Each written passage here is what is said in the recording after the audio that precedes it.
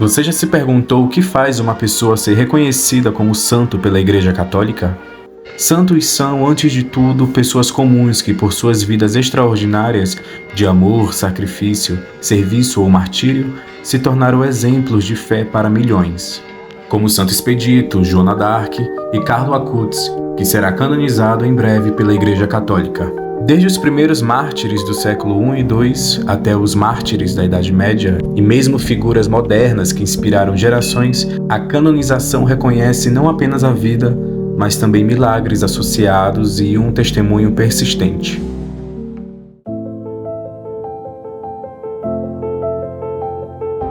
Carlo Acutis nasceu em 1991 em Londres, mas viveu a maior parte da vida em Milão, na Itália. Era um jovem comum, gostava de videogames e cachorros, mas também era generoso e engajado com os pobres, usando o próprio dinheiro para ajudar pessoas em situação de rua. Com habilidades em informática, criou um site que catalogava milagres eucarísticos reconhecidos pela Igreja, conectando fé e tecnologia de forma inovadora. Em 2019, o Vaticano reconheceu um milagre atribuído a Carlo, ocorrido no Mato Grosso do Sul, aqui no Brasil. Segundo a Igreja Católica, uma criança que estava doente foi curada após tocar uma roupa que continha o sangue do italiano. Esse milagre aconteceu no dia 12 de outubro de 2010, exatamente 4 anos após a morte de Carlo Acutis, e foi decisivo para sua beatificação em 2020. E um menino aparentemente muito normal, né? Mas que tinha uma vivacidade e cresceu tanto no conhecimento sobre as coisas de Deus. Ele chegava a fazer 15 dias de retiro espiritual. E ele tinha uma vida normal, tinha amigos, jogava bola e estudava. Não era o melhor da turma, não era aquele que estudava 10, 10, 10, 10. Estudava, mas, né? Mas vivia muito a sua fé. E para ele dizia assim, a Eucaristia é a minha estrada para o céu. Então, estar sempre com Jesus, esse é o meu projeto de vida. O padre Marcelo Tenório, em entrevista ao G1, em 2019, afirmou: "A criança, me lembro bem, estava raquítica e tinha problemas de pâncreas anular. Ela não comia nada, nem sólido nem líquido, e teve a cura logo depois." Em 2024, o Papa reconheceu um segundo milagre atribuído a Carlo, que envolveu a recuperação de uma jovem da Costa Rica após um acidente grave. Por isso ele é chamado de padroeiro da internet e influencer da santidade pela Igreja Católica. Hoje, o seu túmulo em Assis se tornou um local de peregrinação com fiéis deixando pedidos e criando laços com a sua simplicidade e exemplo de vida digital, moderna e santa. Embora Carlo tenha nascido na Itália e sido criado em Milão, o Brasil, especialmente Campo Grande, no Mato Grosso do Sul, teve papel fundamental em sua trajetória até a santidade. Esse milagre brasileiro foi o primeiro passo de um caminho que culminará na sua canonização em 7 de setembro de 2025, evento que será acompanhado por novenas, missas, peregrinações e transmissão ao vivo da cerimônia na cidade de Campo Grande.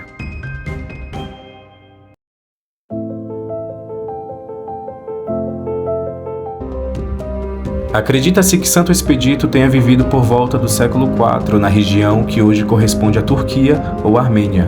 Sobre ele, não há muitas certezas históricas e alguns estudiosos até consideram que sua figura possa ter origem em confusões linguísticas, como com o nome Eupídio ou uma marca chamada Expedito, usada em caixões antigos.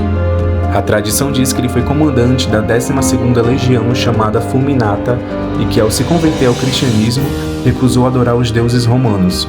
Por essa razão, ele foi morto por decapitação em 19 de abril de 303. Embora não esteja listado no catálogo oficial dos santos da Igreja desde 2001, a sua popularidade cresceu bastante desde o século XVII, principalmente em países como França e Sicília. No Brasil, a sua devoção ganhou força especialmente a partir da década de 80.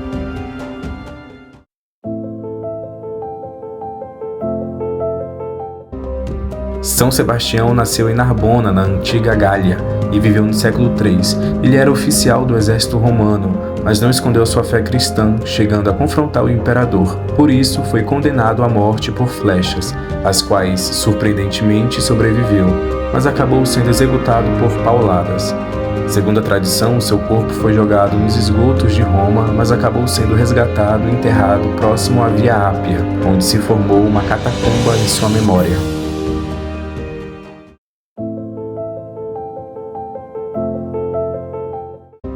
Santa Luzia nasceu em Siracusa, na Sicília, no final do século III, numa família nobre. Depois de uma viagem que curou sua mãe, ela decidiu dedicar a vida a Deus, fazendo voto de virgindade e recusando um pretendente pagão. Ela foi denunciada e levada a um prostíbulo, mas milagrosamente não foi tocada, nem mesmo bois conseguiram movê-la. Tentaram queimá-la, mas o fogo não lhe fez mal. Por fim, ela foi decapitada em 13 de dezembro de 304. Uma das histórias mais marcantes diz que seus olhos foram arrancados, mas cresceram de novo, por isso é considerada a protetora da visão.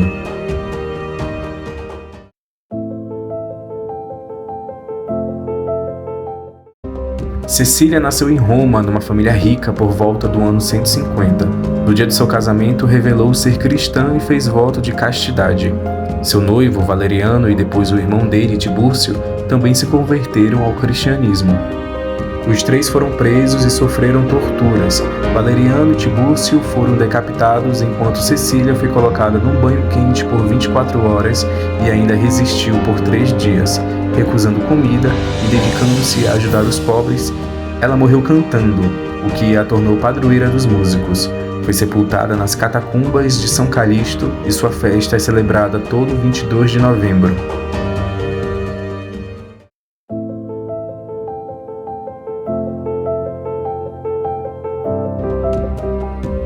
Em 203, na cidade de Cartago, 2 mulheres muito corajosas enfrentaram uma dura provação. Perpétua, uma jovem nobre de 22 anos, e Felicidade, uma mulher escravizada que estava grávida. Ambos foram presas por causa da fé cristã.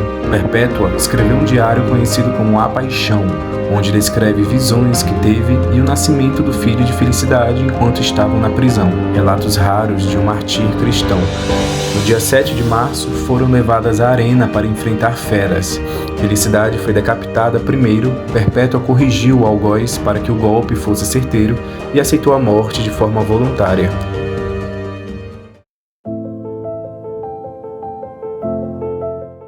São Pedro foi um dos apóstolos mais próximos de Jesus e se tornou líder da igreja primitiva. Conta-se que foi crucificado de cabeça para baixo em Roma por escolha própria, por volta do ano 64. Seu túmulo fica sob a Basílica de São Pedro, no Vaticano, um lugar de muita devoção desde os primeiros séculos.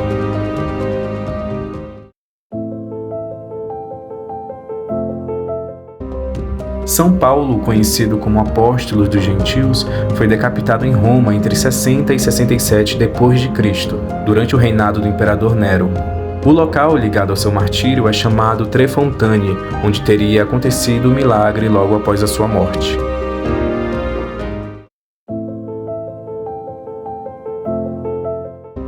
Joana d'Arc nasceu em 6 de janeiro de 1412, numa vila chamada Domremy, no nordeste da França. Desde os 13 anos dizia ouvir vozes de santos, São Miguel, Santa Catarina e Santa Margarida, que a orientavam a ajudar a França a se livrar do domínio inglês. Em 1429, com apenas 17 anos, liderou uma importante vitória na cidade de Orleans em 9 dias, levantando a moral dos franceses e possibilitando que o rei Carlos VII fosse coroado em Reims. Foi capturada em 1430 e julgada por heresia em 1431, acusada de usar roupas masculinas e afirmar ter visões. Condenada, morreu queimada na fogueira em 30 de maio de 1431, com 19 anos. Suas cinzas foram jogadas no rio Sena. Em 1456, o tribunal papal anulou seu julgamento, reconhecendo sua inocência e mártir. Foi beatificada em 1909 e canonizada em 1920. Sua festa é comemorada em 30 de maio e ela é considerada a padroeira secundária da França.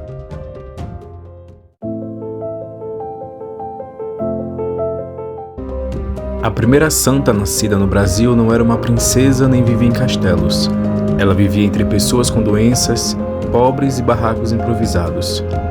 Nascida em 1914, na Bahia, Maria Rita de Souza Brito Lopes Pontes ficou conhecida como Irmã Dulce dos Pobres. Ainda adolescente, ela já abria a própria casa para acolher pessoas em situação de vulnerabilidade e com doenças que encontrava nas ruas de Salvador. Aos 19 anos, entrou para a Congregação das Irmãs Missionárias da Imaculada Conceição da Mãe de Deus e passou a ser chamada de Irmã Dulce. Mas foi nos anos 1940 que ela começou uma obra que parecia impossível: transformar um galinheiro abandonado em um hospital improvisado para atender os mais pobres. E ali começou a semente do que se tornaria uma das maiores obras de caridade do país, as obras sociais Irmã Dulce. Administrador, um homem está sendo comido vivo pelos ratos. Fiquei horrorizada, aí telefonei para o Jornal da Bahia. Isso é, irmã? É verdade, ninguém quer receber esse homem. Ele está no barraco, teve ataque de epilepsia um atrás do outro. Os vizinhos viram ele não se levantar, foram espiar pelos buracos da casa e estava o som de rato em cima do homem. E então o dia todo telefonando, chamando, pedindo a um, pedindo a outro, ninguém foi buscar. Ele disse: olha, traga o rapaz de qualquer jeito. Quando ele chegou, nós não tínhamos onde botar, eu coloquei no necrotério, ali mesmo, os médicos deram logo soro, deram antibióticos, entraram logo com a medicação.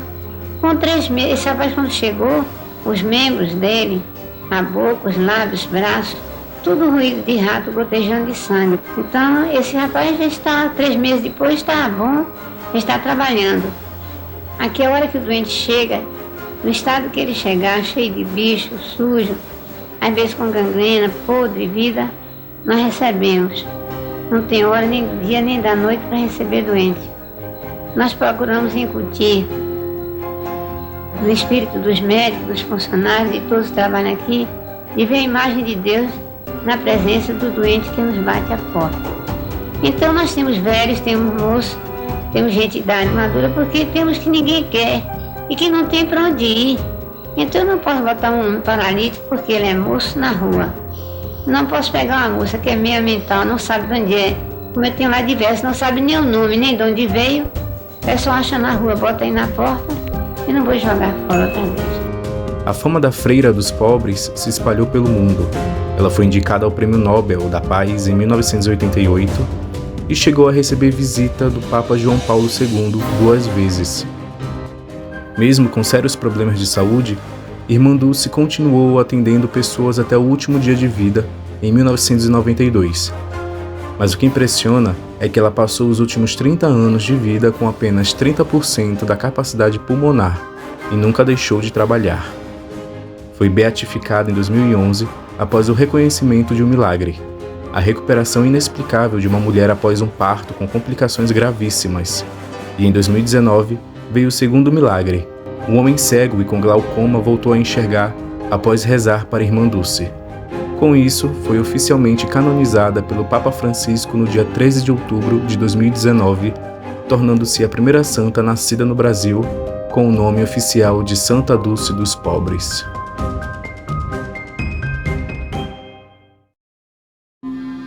Esses foram alguns exemplos de pessoas que, por diferentes razões, passaram a ser reconhecidas como santos ao longo da história. Muitos deles mártires que tiveram suas vidas marcadas por acontecimentos dramáticos. A trajetória desses indivíduos reflete um recorte importante da cultura, história e crenças de diversas épocas e lugares. Se você gostou de conhecer essas histórias, não deixe de curtir e compartilhar o vídeo para que mais pessoas possam saber um pouco sobre essas figuras que de alguma forma continuam despertando interesse e curiosidade. Obrigado por assistir e até o próximo vídeo.